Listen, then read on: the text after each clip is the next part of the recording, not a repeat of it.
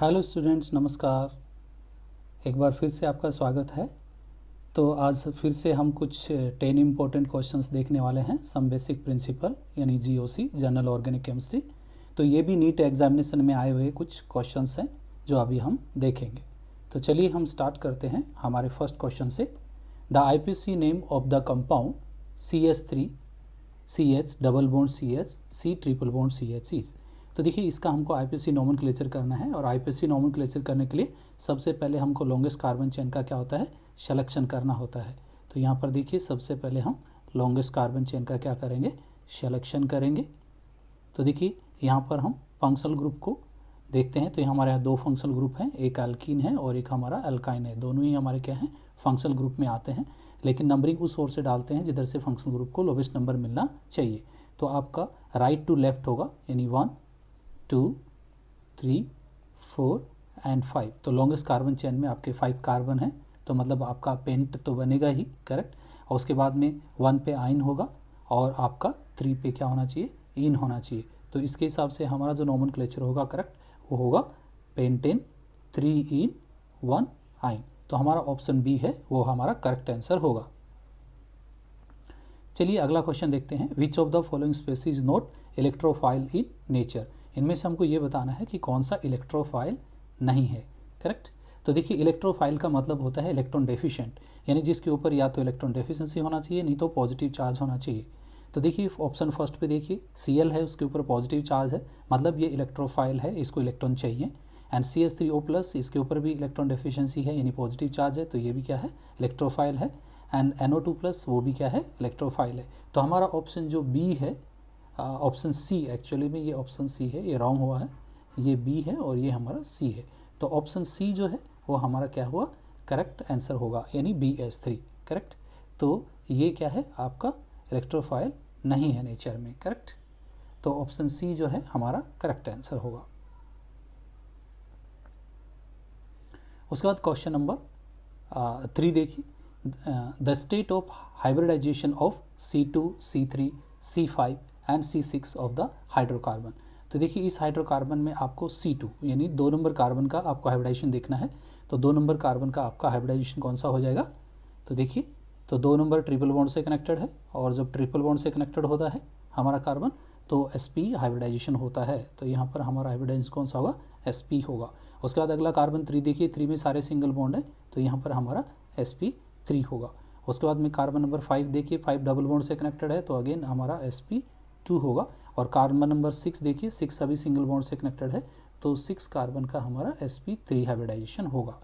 तो based on this जो हमारे यहाँ पर सीक्वेंसेस दी गई हैं, तो उस सीक्वेंसेस के अकॉर्डिंग हमारा 2 कार्बन sp होगा, उसके बाद में 3 कार्बन sp3। तो हमारा ऑप्शन करेक्ट ऑप्शन होगा, वो ऑप्शन नंबर है डी। चलिए हम नेक्स्ट क्वेश्चन देखते हैं। The IUPAC name of the compound having the formula CH triple bond C dash CH double bond CH2, correct. तो इसका हमको क्या बताना है, IUPAC नेम बताना है। तो ये IUPAC नेम बताने के लिए वही सबसे पहले हमको लॉन्गेस्ट कार्बन चेन का सिलेक्शन करना हो। तो हमारी लॉन्गेस्ट कार्बन चेन ये हो जाती है जिसमें 4 कार्बन है। उसके बाद आता है कि नंबरिंग किस ओर से करें, तो दोनों ही फंक्शनल ग्रुप हैं, यानी अल्कीन और अल्काइन दोनों ही क्या हैं, फंक्शनल ग्रुप में आते हैं, करेक्ट। तो यहाँ पर जब दोनों ही फंक्शनल ग्रुप में आते हैं और दोनों तरफ से नेम सेम नंबरिंग हो रहा है, यानी 1 नंबर मिल रहा है ट्रिपल बॉन्ड को और 1 नंबर ही अल्कीन को मिल रहा है, तो अल्फ़ाबेटिकल ऑर्डर चूज करते हैं। तो यहाँ पर हमारा जो नंबरिंग होगा वो कहाँ से होगा, राइट टू लेफ्ट होगा, 1 2 3 एंड 4 होगा, करेक्ट। तो इसके अकॉर्डिंग हमारा जो नोमेनक्लेचर होगा वो होगा हमारा 1 ब्यूटीन और 3 आइन होगा। तो ऑप्शन सी जो है हमारा करेक्ट ऑप्शन होगा। चलिए नेक्स्ट क्वेश्चन देखते हैं। नेक्स्ट क्वेश्चन है, इन द हाइड्रोकार्बन। तो यहाँ पर एक हाइड्रोकार्बन दिया हुआ है, यानी CH3 CH double bond CH dash CH2 dash C triple bond CH दिया हुआ है, करेक्ट। तो इन state of hybridization of carbon 1 3 and 5 are in the following sequence, यानी आपको वही आपको हाइब्रिडाइजेशन पहचानना है कि इसका हाइब्रिडाइजेशन कौन सा होगा। तो देखिए, कार्बन नंबर 1 यदि देखेंगे तो ट्रिपल बॉन्ड से कनेक्टेड है, मतलब वो sp हाइब्रिडाइज होगा। उसके बाद कार्बन नंबर 3 देखिए, 3 सिंगल बॉन्ड से कनेक्टेड है, तो वो sp3 होगा। उसके बाद देखिए कार्बन नंबर 5 जो डबल बॉन्ड से कनेक्टेड है, तो मतलब sp2 होगा। तो यानी sp sp3 और sp2 होना चाहिए। तो हमारा जो करेक्ट आंसर होगा वो है ऑप्शन नंबर डी, हमारा करेक्ट ऑप्शन होगा।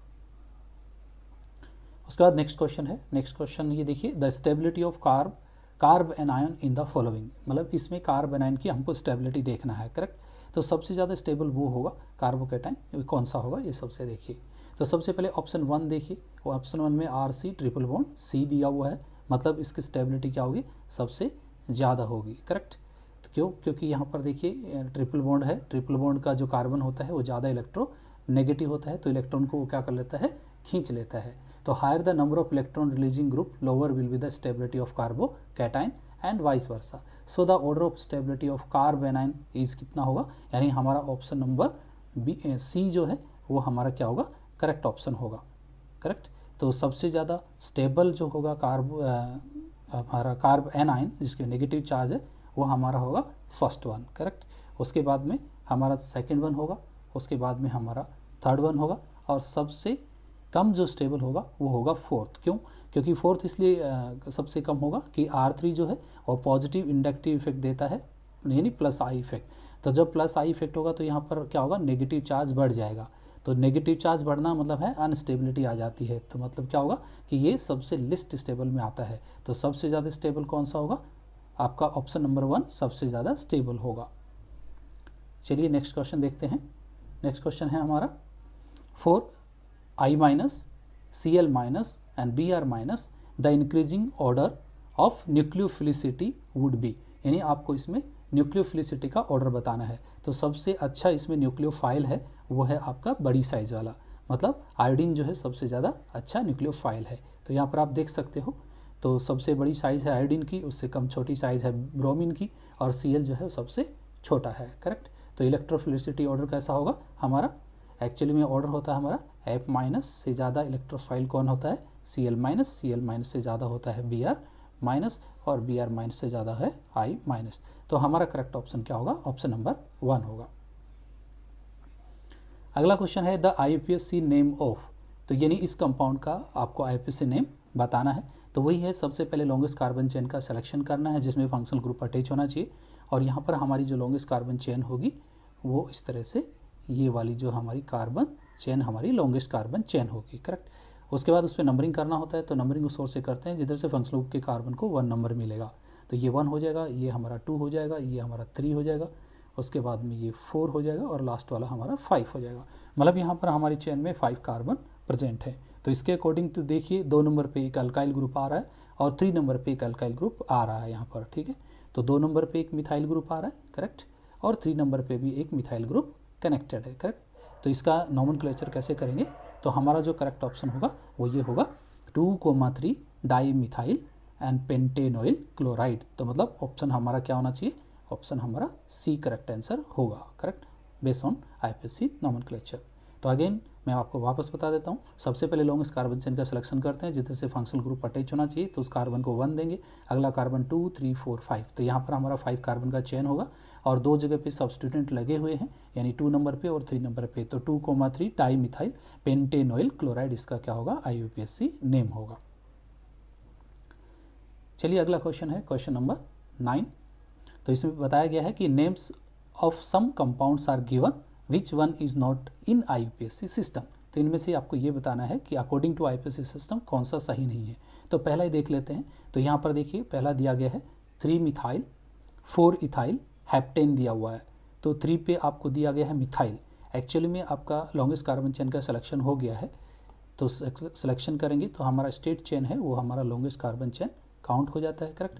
उस लॉन्गेस्ट कार्बन चेन में जब आप नंबरिंग कर रहे हो तो यहाँ पर 1, 2, 3 एंड 4, 5, 6, 7 ऐसे नंबरिंग कर रहे हो, तो जिसमें 3 पे मिथाइल आ रहा है नो डाउट, करेक्ट, एंड 4 पे इथाइल आ रहा है, लेकिन लिखना होता है अल्फ़ाबेटिकल ऑर्डर से। तो यहाँ पर देखिए अल्फ़ाबेटिकल ऑर्डर से नहीं लिखा गया है, तो मतलब क्या होगा कि हमारा जो रॉन्ग है, ठीक है, जो IUPAC सिस्टम के अकॉर्डिंग नहीं है, वो हमारा फर्स्ट ऑप्शन ही होगा, करेक्ट। क्योंकि इसका जो करेक्ट नेम होगा वो करेक्ट नेम इसका क्या होना चाहिए था, उसका करेक्ट नेम होना चाहिए था 4 इथाइल डैश 3 मिथाइल हेप्टेन होना चाहिए था, करेक्ट। बट यहाँ पर आपका अल्फ़ाबेटिकल ऑर्डर जो है वो रॉन्ग दिया गया है।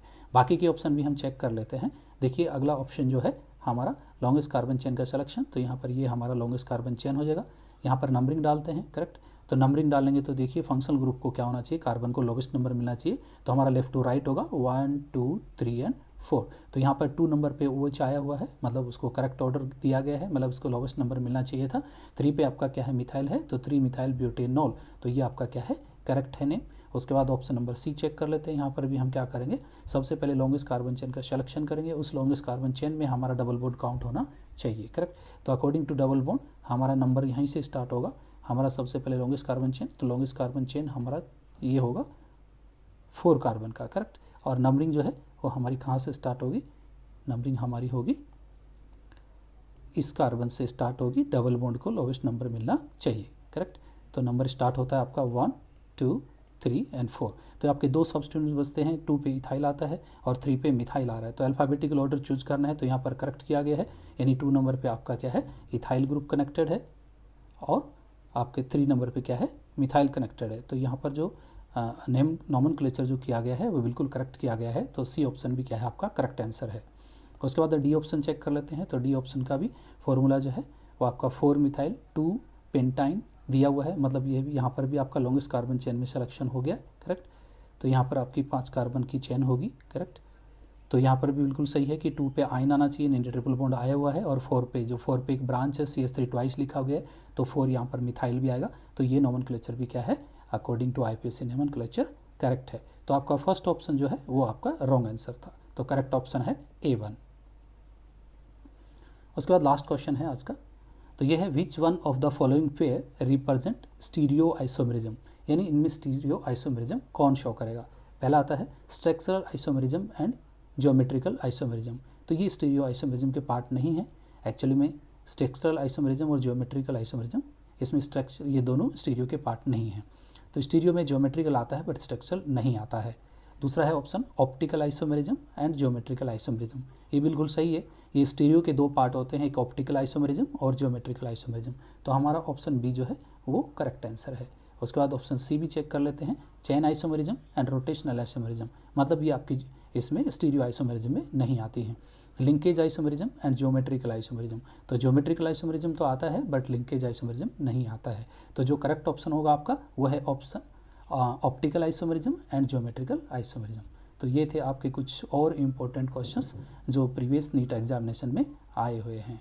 तो अगले लेक्चर में हम कुछ और क्वेश्चंस के साथ में मिलेंगे। Thank you very much, thank you for watching.